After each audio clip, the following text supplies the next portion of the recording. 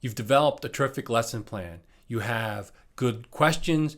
You have mastered the content. You have great activities planned. But if you don't have a plan to manage student behavior, if they're not on task, if they're not motivated, if they are not paying attention, it doesn't matter how good your plan is. Therefore, today we're going to talk about classroom management. What do good teachers do to engage their students and keep them on task?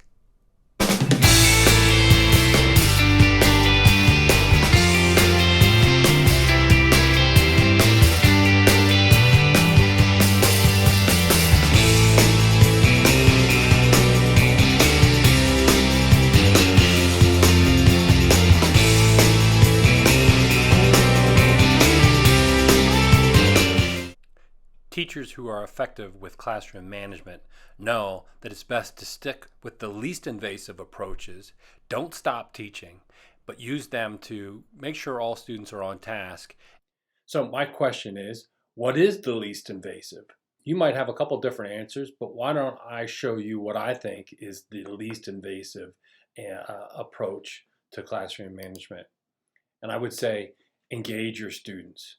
So this is not invasive at all. Students don't know you're managing their behavior, but if your students are engaged, if they're on the hook, so to speak, if you've piqued their curiosity, if they are on task, then it's less likely that you're going to have classroom management issues. And so I say start with the bell ringer, and other videos have talked about exactly what a bell ringer is, but it really is a visual in front of the class, and it's a job for students to do, and it's often a question. It piques their curiosity, it builds on their prior knowledge, and it leads to their objectives. And then have it as a consistent location, so when students walk into your class, they know where it is. And I would place the agenda and other information right there so that students are self-directed. And I came from a coaching background, and a mistake I made initially is I tried to yell louder than what the students were talking. If they came in, let's say from lunch, and they were loud. And so if indeed you do have to, in the beginning of the class, to engage your students, you can just say, "I'll wait." And those two words oftentimes are enough to get students to realize that you've noticed that things are too loud and that they're not on task. And oftentimes you'll get fellow students to police each other. If you engage students, you can pique your curiosity, you're more likely to get them settled and focused on your objectives right away. So you might want to say something like this. You have $100 to bet. It's a regular real quarter, and it was flipped 3 times. Each of those flips was tails. How much would you bet the next flip that it is heads, and why?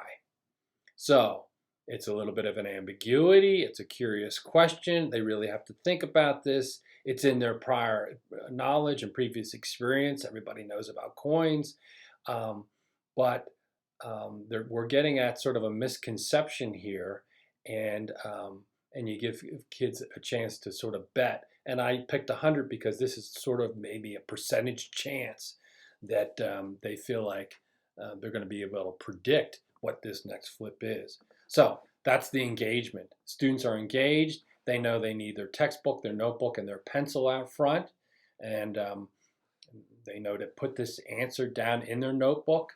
And then I have students will be able to, and the objectives describe probability. So it gives a little bit of a hint on where we're going with this. So then you bring the students back, and there's no wrong answer here. I just asked, how much would you bet? And it starts the conversation. You might go a different route in terms of engaging students. You might give these 2 pictures and this information, and the only question that I have is, what do you see below? And so I'm engaging students. I'm giving them a prior experience in terms of information to look at, to evaluate, and to analyze. And I like that in terms of a bell ringer and getting students engaged, which is give them information, give them evidence, give them a fighting chance to answer your question rather than just a yes or no question, or a question where you depend on your students knowing everything that's to be taught in that lesson. So get at this idea that the coin does not remember, and there are no hot streaks, so to speak. You may feel like there are, and your previous experience, you may have felt like there was a hot streak in this regard. But when you talk about probability, that's a misconception. So engage your students. What's the principle? What's the bottom line here? Show, don't always tell. So what else? What else would you have as a least invasive approach? I think strategically seating students, not invasive at all, even though you should be circulating around the room, that's for sure. But oftentimes you're at the smart board and this seems to be the focus of attention. So you might want to strategically place certain personalities here. And then some students want to be out in front of the class, turning around and looking for attention. If that's the case, maybe in fact you do have them placed strategically where they're not feeling like they're being on showcase and entertaining other students. Of course, if you put students into groups, you might want to pair a high achieving student that is with someone who is not seeing school or your classroom as a way to achieve, and there's a respect here between these students. That might be a really good pairing if you are during your application stage of your lesson or you have extended period of group work. Make sure that you have influential and positive peer pressure situations set up to your advantage. You want to organize your students. Make sure that in your group work, you're getting students on task. And so if indeed you have them in group works, you want to make sure in the smart board, or if you have handouts, that you have clear directions for students. And so keep it simple, stupid. Say that to yourself. You don't want to confuse your students. So if you have a task for them to do that's dealing with probability and flipping the coins, you say, this is what you do. This is what you do second, this is what you do third, and limit it to, say, 3 different directions. And you want to post those directions at the front of the board. And then I would ask, after I've posted them and I've read them, I'd ask a student from one of the groups, and I'd say, tell us what you're going to be doing in the next 7 minutes, and I'm going to post exactly how long they're going to be in their group work. Let us know, Johnny, what it is that you're going to do. And so you're checking for understanding. Did they understand it? Is he going to be confused? And now there's repetition. So they've heard me say it, they've seen it on the board, and now they hear Johnny say it. And so you're more likely to get people so that they're not confused.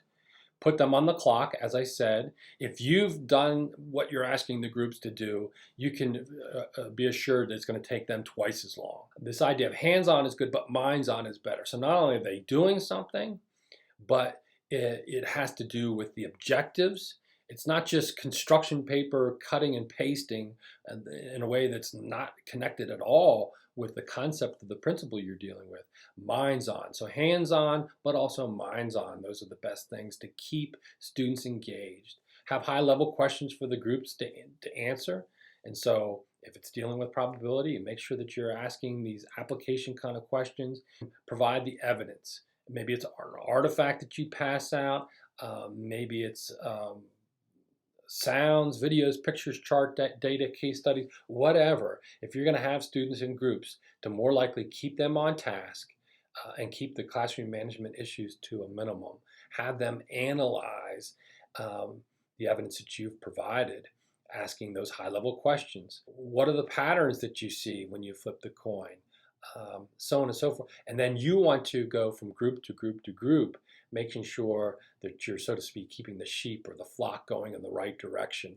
And you might say to Susie, I don't see that you're on task here. I'm going to come back in 2 minutes, and I want to see that you've completed your charts on 5 coin flips, and I'll be back, and I can answer questions if you have any at that time. And then you circle around, and you're being positive, and you're seeing people do good work, and you compliment them. And then in 2 minutes, go back to Susie and say, terrific job. I see those 5 things that you've recorded. That's great. Now, do you have any questions? And then you move around. Constantly being involved and keeping your students focused on the task at hand. So what else could you do? How about eye contact? This idea of with itness, that's what's in the literature. And so if you have a student that's sitting in the back of the class and there's something going on back and forth and you've asked questions over here, keep the questions going over here, but just make eye contact. And so they see that you see and it hasn't gotten out of hand.